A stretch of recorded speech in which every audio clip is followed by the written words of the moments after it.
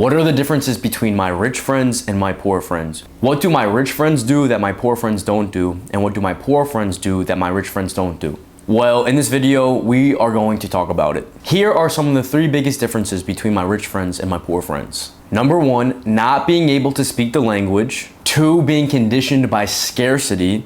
And number 3, obeying the matrix. Now, I love my rich friends and my poor friends equally. They both serve purposes in my life. Not everybody you start with will make it to the top with you. And it doesn't have to be because you're not on my level, I can't be friends with you anymore.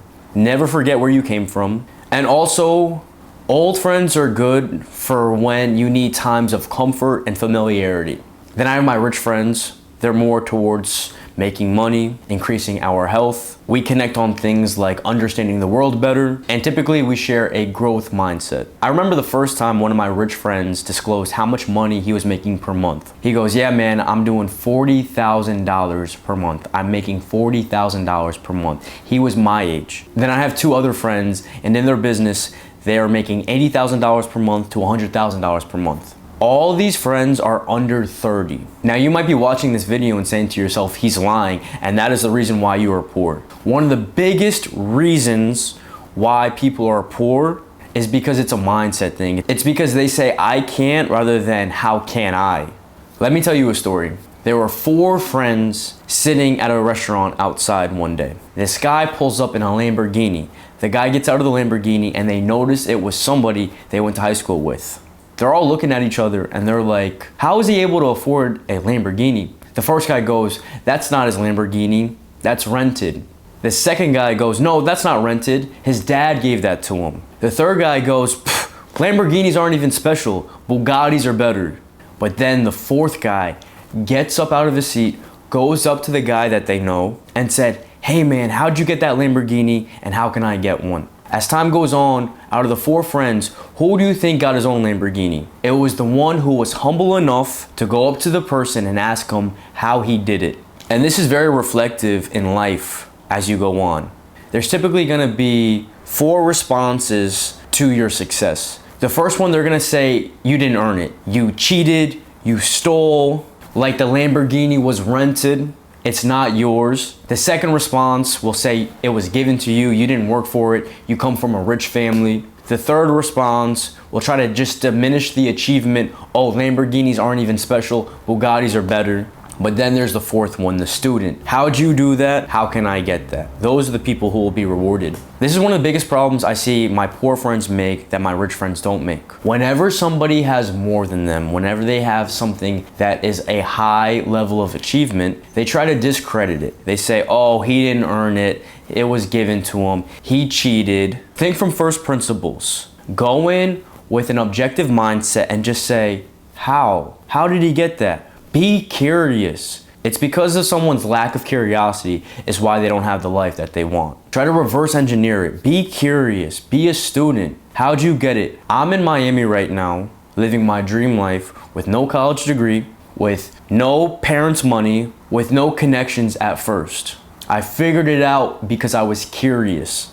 When it comes to my rich friends versus my poor friends, my rich friends have the mindset of how can I? How can I get it done? No ifs, ands, or buts, it will get done. My poor friends have the perspective of, oh, I can't. I don't have the money to do that.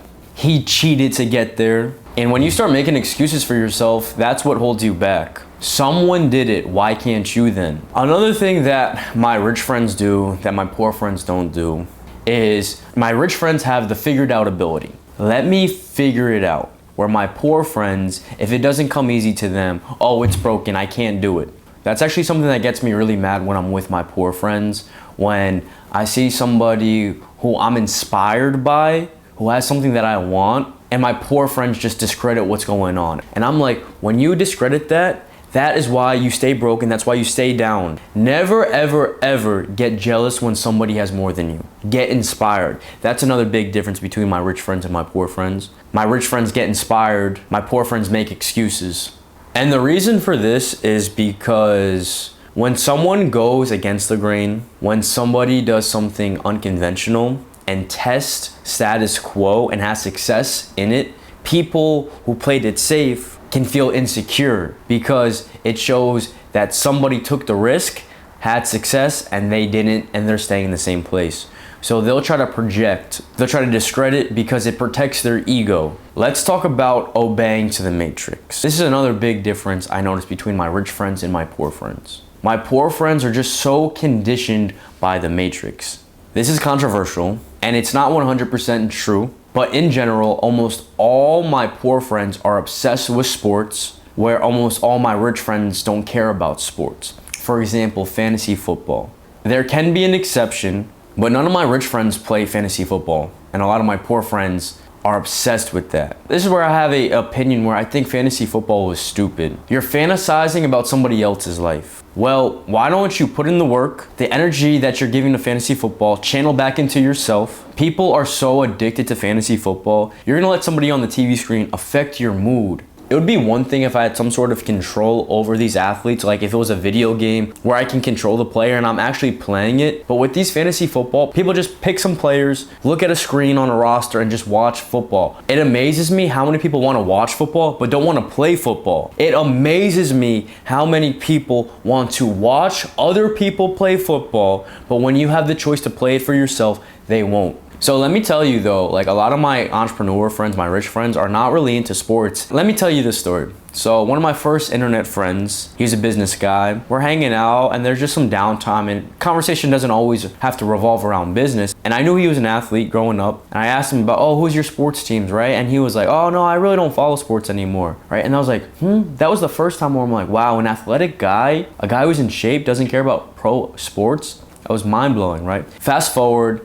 Now I'm hanging out with this big time entrepreneur. He sold 2 different companies for like 30 million plus. His wife is a famous influencer and I've worked with them before. I'm at his mansion in Miami Beach and I'm trying to create small talk with him and I'm like, oh yeah, do you follow sports? And he looked at me and he laughed and he's like, kid, I got bigger, more important things to worry about than sports. I'm out here trying to make money. He definitely mentored me there and it put things into perspective of like, why am I worrying about sports? I got money to make. See, people love fantasy football. They love sports. They love going to the bars because it distracts them. It distracts them from the bigger things at hand. And this is another thing. My rich friends take ownership and accountability. My poor friends tend to relinquish responsibility. It was somebody else's fault. I don't need to change. They messed up, not me. There's a time to be present, stop and smell the roses, enjoy life. But then also there's a time to work. There's a time to sacrifice. There's a time to be stoic. This is something that I fear. I fear that I'm doing something wrong and I won't know